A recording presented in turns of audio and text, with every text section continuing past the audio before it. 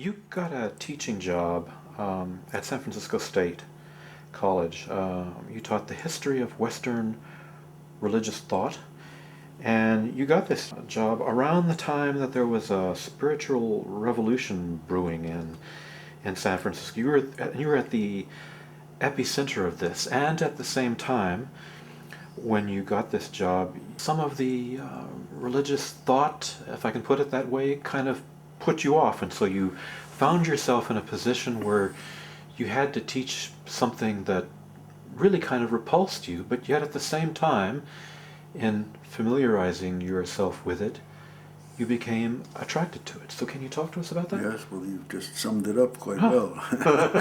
No, I had this job and in philosophy department, which is fine, but I was required to teach one course, a whole year course in the history of Western religious thought. And I did my honorable best, which I tried to do it, because although I was turned off, I could never have imagined that I'd be teaching a course in Judaism, which I had ran away from. And even more unimaginable to me was to be teaching a course about Christianity, which frightened me. Not only did I feel repelled by it, but I was a little frightened by Christianity from what I experienced of it as a young person. Did you feel somehow inauthentic? No, not inauthentic, because I felt I had a job to do as a professor, as an academic, and I would do a good job. And I read and read and read. I said, well, I never would have chosen this. I never would have imagined I'd be teaching this.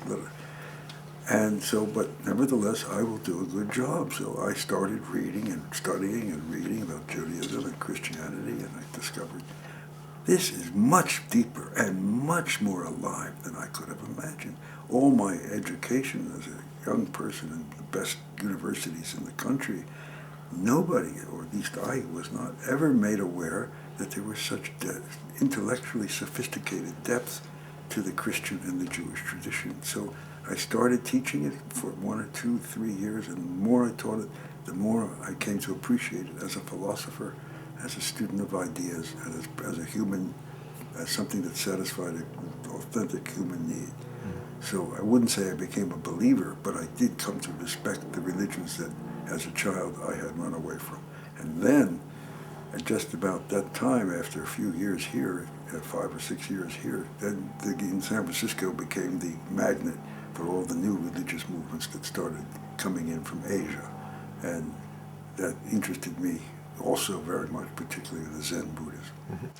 Did you ever encounter students in the process of teaching who you felt had authentic mystical experiences?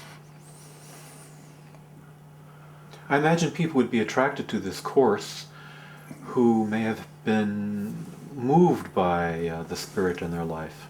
Well, I had a lot of I had a sense of suspiciousness about so-called mystical experiences for many years, and still do for some of them. Tell us about that. I never really gave much weight to the students who came with that.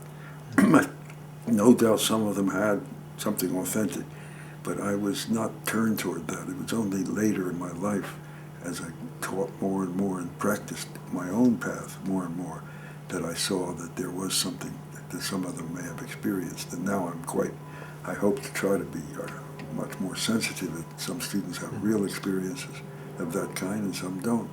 But I remember one young woman came to me when I was, about 19 years old or something, and we had been reading St. Augustine. She was part of the following of the Maharishi, Mahesh Yogi, in the Transcendental Meditation. And she came up to me and said, pitying poor St. Augustine, because he will work so hard to experience anything like God, when there's they understood all you had to do was sit for 20 minutes twice a day, and you would reach God. And I said, come on. This was the dark side of the New Age movement. Nevertheless, some of the people did touch something very real. You couldn't dismiss it all. But there was a lot of gullibility also. Yeah, there was a lot of gullibility. A lot of pretension and... Pretension, gullibility, worse than pretension, there was on the part of some of the gurus exploitation and really some kind of destructive brainwashing of a certain kind. One day in class, a student waited for all the other classmates to leave, and he handed you a book about Gurdjieff. Yes.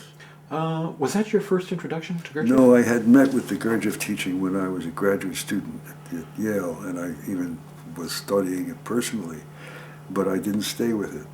And so I had some years was away from it. And he came up to me and he put the book he asked me if I wanted to read this book. It was called Our Life with Mr. Gurdjieff by Thomas de Hartmann. I said, well, I know I had in myself the feeling that I was tempted to say I know all about it, and I was no longer involved with it.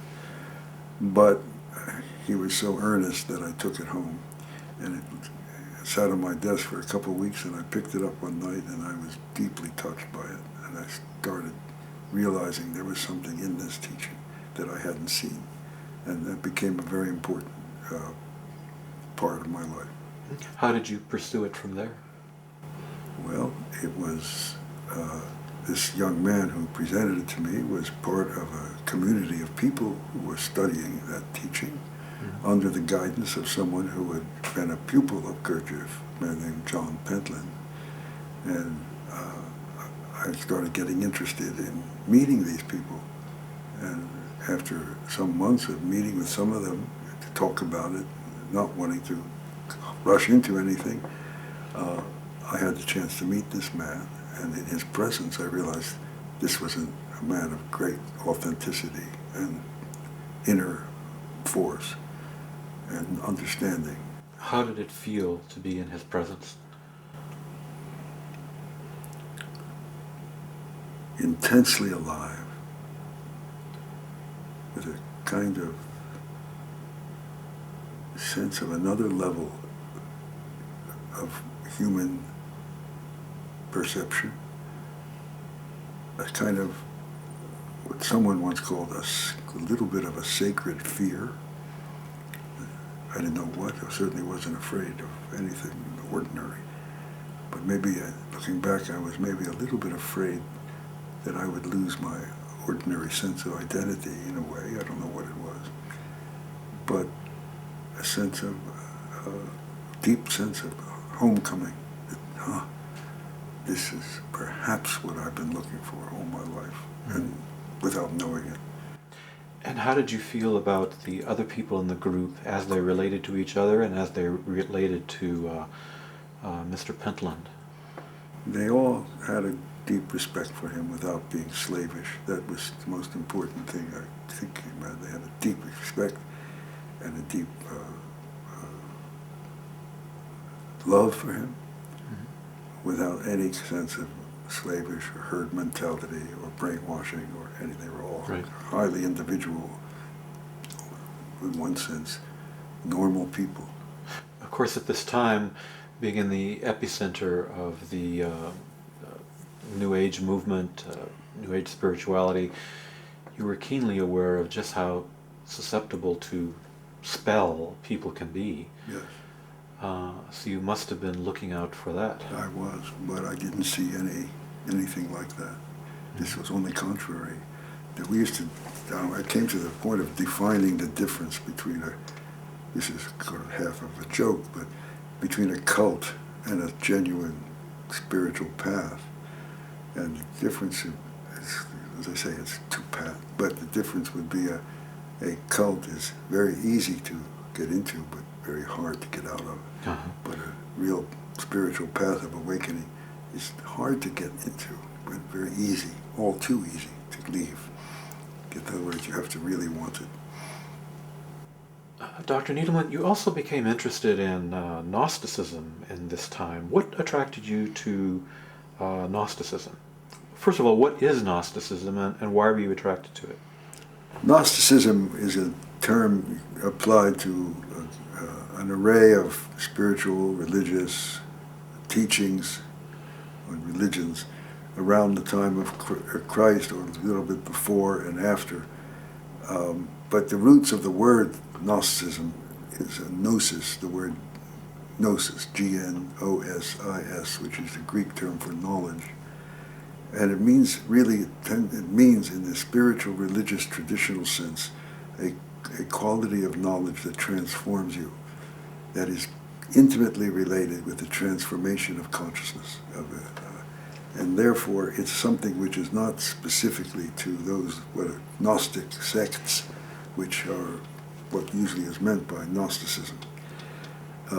They were, for a long time, they were considered by scholars as sort of an aberration, and by Christian theologians as a heresy, and because they had much bizarre sounding language and bizarre sounding teachings, and they seemed at the very best to stress knowing rather than faith, which was a heretical idea for the Christian teacher. And it turns out, of course, that they were persecuted, their texts are burned, they were, we had very little direct accounts of their life, their work, and some of them certainly sounded a little peculiar, and I studied them a little bit at college, and I had a brilliant professor who started interpreting them in a certain way, but later, when I started reading about Gnosticism as part of preparing for this course on history of Western religious thought, I was amazed to find they echoed something which I had been so touched by in the Gurdjieff teaching, this idea that there is such a thing as transformational knowledge, a new kind of knowing that's not just the knowledge that we call knowledge in scientific era. There really was such a thing as a higher kind of knowledge, and I began to understand the symbolism in what they were speaking of. Mm-hmm. And then Elaine Pagels and a few others started writing about the Gnostics in a way that helped us to see that they really were, some of them, very profound and deeply spiritual. How does the Gurdjieff work allow you to get in touch with this state?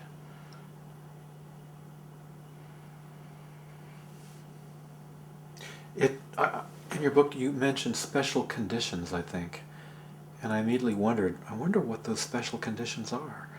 Is this something that's private to the teaching, or is it something you can talk about? Well, just one of the most important aspects of special conditions is to be surrounded by men and women whose main aim is to wake up to their true nature. Not to make money, not to have pleasure, not all those things are very important in our ordinary life. But insofar as there's a community of people helping each other in some way by their attitude, that is probably the chief aspect of these kind of special conditions. Mm-hmm. That a shared aim, which is very uncommon in the life we ordinarily lead, when the motivations and aims are not at all that way. Mm-hmm. Do you consider yourself an atheist now? No, not at all. I understand the Gurdjieff teaching does not stress the word God so much. And in your book toward the end, you made some kind of, I don't know what word to call it, some kind of opening. You actually made a point that atheists might, in fact, be on the right path, for by excluding the concept of God, they have they've in essence removed themselves of some baggage that prevents them from understanding what true religion or true spirituality or God is. Perhaps you can say it better. It's a very good question, and it's a very interesting thing. Because we're in a world now where evolutionary biologists in their study of biology are coming to conclusions there is no such thing as God without having really examined what consciousness is. Right. I asked one of these so-called experts, what is consciousness? He couldn't define it. And he couldn't specifically say what relationship, if any, consciousness had to evolution. I also asked him what value altruism, uh, if altruism had any relationship with evolution, he said, in his opinion, altruism, doing good to strangers, was a misfire of evolution. So when you combine these two things together, kind of a lack of exploration of consciousness and a basic diminution of goodness, not so good. What's your question? I'm sorry if I rambled. Not at all. Well, atheism just seems to be on the rise, and there, along with it, there's not so much of a focus on the question, what is consciousness? Right. Well, atheists may not look at it this way, the publicized atheists, but Right. they could be understood as providing a useful purgation of illusions about God. Mm-hmm. And that's a very precious thing to do, is to help people free themselves of superstition and self-indulgent illusions, sentimental fantasies, which can be latch on and fuel egoism, selfishness, even violence. Huh. So if they can help people get rid of their illusions about God, and not necessarily take away from people the deep source of hope and help that their feeling for God brings. Mm-hmm. In other words, if they can take away what is destructive in people's belief of God, that's a very precious service, and I try to look at them that way. If that's all they do, and if they try to destroy people's faith and get rid of their faith, and they have nothing to put in its place, that's a very dangerous and a very contemptible thing to do. Right. If you take a man's religion away from him and you don't give something in its place, you have done a great harm.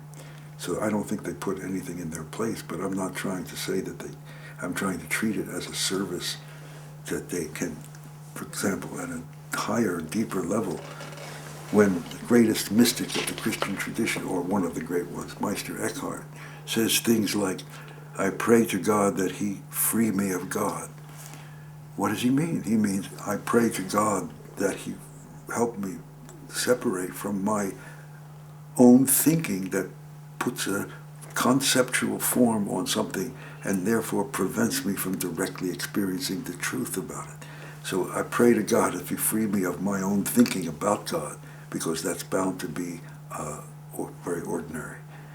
And so that's a sacred task, is to help take away illusions. But unless the other hand is giving something in its place, then it is not to be affirmed at all. So I try to say that in the book, yes. Okay. Well, I'm so glad that you clarified what I mangled for you. No, it's a good point. And if I was, what is consciousness? No, nobody has defined it. You only know it when you have it. They can't define it. But to reduce it to selfish or animalistic motives, no insult to animals, but to reduce all these refined human qualities of ethics and altruism and search for truth, to reduce it to just the physical survival mechanisms, is to take away the uniquely human element in us. And that is what I consider one of the toxic ideas of our culture, just as toxic as violent fundamentalism. Mm-hmm. In your book,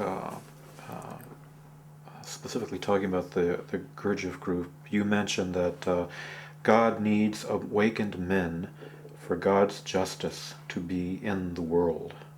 Awakened men and women, of course. Men and women, of course, yes.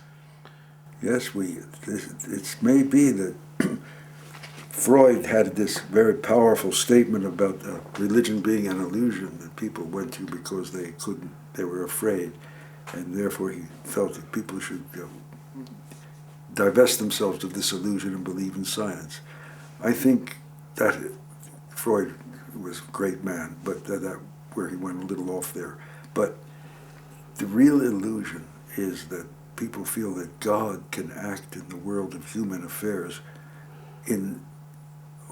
with only ordinary people who are not developed according to how they're meant to be.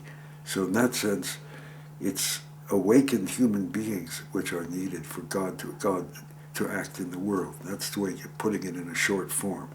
It's one of the proofs for the existence of God, I would say, as a philosopher who has studied a lot of the proofs for the existence of God. This may not sound like much of a proof, but one of the great proofs for the existence of God is the existence of men and women who are inhabited by what you like to call God. So people who manifest the existence of God in themselves. Yes. I read that one quote in your book, and I found that profoundly moving. The direct quote here is, "The proof of the existence of God is the existence of people who manifest God." Yeah. So oftentimes I think when we see injustice, we ask God, "Why did you allow this to happen?" But the onus is on us. Yeah, us. It's on us. We have to develop. Yeah. We have to develop. And fortunately, somehow, there are sent people who are developed enough to help us. If we are looking, they're going to find us. That's what my faith, my hope is there. There do exist awakened people who can help, and we're seeing more of them appear in our culture now. Not just people who are followers of Gurdjieff, but other people, Buddhists and other teachings. And of course, there are the usual share of inauthentic things, and we have to be critical. We can't be gullible. But on the other hand, we have to also be open, because there are people out there who do have something to offer in that respect. Mm-hmm. We do have within us another quality of mind, which is there waiting to enter our life. And we do have moments of experience where we experience this higher mind that involves the heart and the body as well. And those moments appear. And then at that moment, we know that this is in me. We are that way. That's what we are meant to be in touch with in our everyday life. And these moments are telling us, I am you. Let me into your life. Mm-hmm. So it's not that the mind our attention may be narrowed down to deal with the practicalities of life, but there's nothing intrinsically in our makeup that compels us to to lose all contact with this bigger mind while we're exercising the little mind. The little mind can be exercised and still be in touch with the big mind. That would be the purpose of a spiritual discipline, is to make that more common, more possible in our life. Dr. Needleman, you've written a beautiful book that is both simple and complex, and it has nuances in it that I just discovered on the second reading. I'd like to go back to the very beginning when, as a child of 9 years old, you were with your father on the porch looking at the clear, starry night sky. And I'd like to put it in the context of the age we live in now, where the progress of science, the progress of technology has actually obscured the clarity of the vision of that night sky. So with that analogy, I'd like you to give us some concluding words.